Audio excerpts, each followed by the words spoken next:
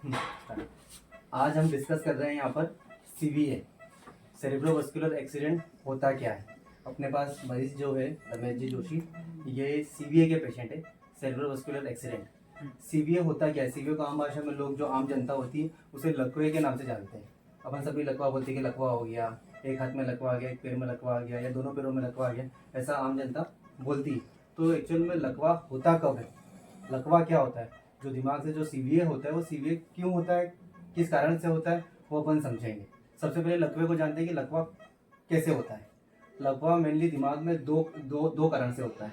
या तो दिमाग के अंदर नस फटेगी या फिर दिमाग के अंदर नस चौक होगी। मैं एकदम आम भाषा में बता रहा हूँ ताकि जनता को भी समझ में आए, ठीक है। लगभग दो कारण से क्या होता है, एक तो या तो दिमाग के अंदर कोई जो मेन नस होती है जो खून को लाना ले जाना करती है, एक आर्टरी होती है, वेन होती है। तो आर्टरी के अंदर होता है नस चौक या फिर नस फटना, तो फिर लकवा होता है।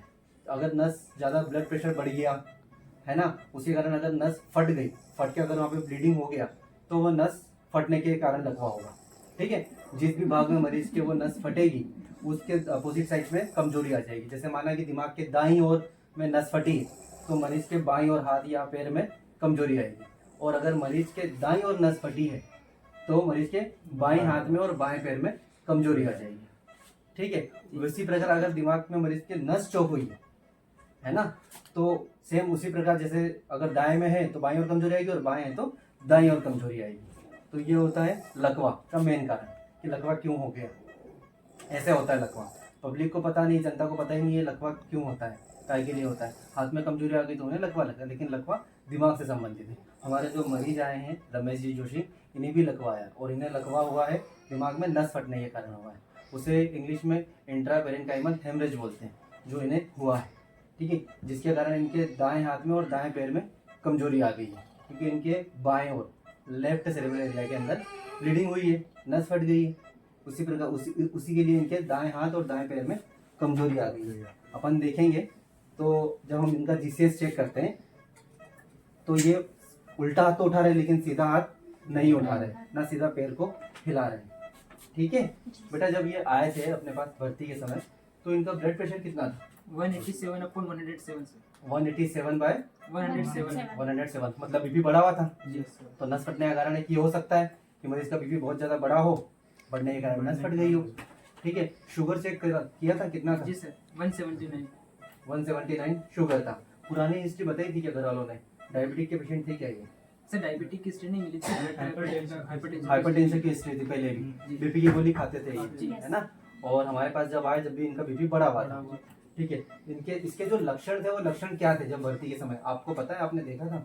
स्लर्ड स्पीच थी, हाँ, और उसके बाद वीकनेस थी, हाँ। राइट हैंड और वीकनेस कहाँ थी? राइट हैंड के अंदर, राइट हैंड में वीकनेस थी, हाँ। और राइट लेग के अंदर वीकनेस, राइट लेग में भी वीकनेस थी, ठीक है।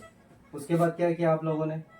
उसके अंदर, उसके बाद सर हमने सिटी प्लान करी, हाँ, प्राइमरी मेडिकेशन देने के बाद सिटी प्लान करा। हाँ। सिटी कराने के बाद न्यूरोलॉजिस्ट जो डॉक्टर मिलेश नागर सर है, उनका जी। ओपिनियन लिया, हाँ, है ना। उन्होंने बताया फिर कि इनको ब्रेन के अंदर इंट्रासेरेब्रल मतलब ब्लीडिंग हुई है ना। उस कारण से इनको अभी थर्मोलाइज तो नहीं कर सकते, परंतु अपन मेडिकेशन दे सकते हैं प्राइमरी ऑब्जर्वेशन करें। जैसे थ्रोम्बोलाइज आपने बोला, तो थ्रोम्बोलाइज भी कब करेंगे, वो एक महत्वपूर्ण जानकारी कि थ्रोम्बोलाइज कब करना है मरीज को। अगर लकवे वाला मरीज जब उसको जैसे हाथ में कमजोरी आई है या आवाज में कोई बदलाव आया, लकवे का कोई भी लक्षण आता है, लक्षण आने के 4.5 घंटे के अंदर मरीज अगर अस्पताल पहुंच जाता है, और अगर अब जो जरूरी जांच होती है अगर हो जाती है समय पर 4.5 घंटे के अंदर, तब हम उसे थ्रोम्बोलाइज कर सकते हैं, है ना। थ्रोम्बोलाइज में खून पतला करने का इंजेक्शन होता है, जिससे, और वो भी थ्रोम्बोलाइज कब करेंगे, अगर दिमाग के अंदर सर जो सिटी स्कैन कराएंगे अपन ब्रेन का, उसके अंदर नस चौक होने का लक्षण मिलेगा। अगर दिमाग के अंदर नस चौक होने का लक्षण मिलेगा तभी हम थ्रोम्बोलाइज कर सकते हैं। अगर नस फटने का लक्षण मिलेगा तो थ्रोम्बोलाइज नहीं कर सकते, ठीक है। तो थ्रोम्बोलाइज का जो विंडो पीरियड होता है वो 4.5 घंटे का होता है, 4.5 से 5 घंटे का विंडो पीरियड होता है, जिसमें हम वो इंजेक्शन लगा सकते हैं, ठीक है। अभी हमारे मरीज को ब्लीडिंग हुई है, जैसे इंट्रापेरेन्काइमल हेमरेज हुआ है, तो हमारा मरीज के एक हाथ में कमजोरी है, स्लर्ड स्पीच है, कुछ बातें समझ रहे, कुछ बातें नहीं समझ पा रहे, बोल भी कम पा रहे हैं, कुछ बोलते हैं कुछ नहीं बोलते हैं। तो इस प्रकार के लकवे में लक्षण आते हैं।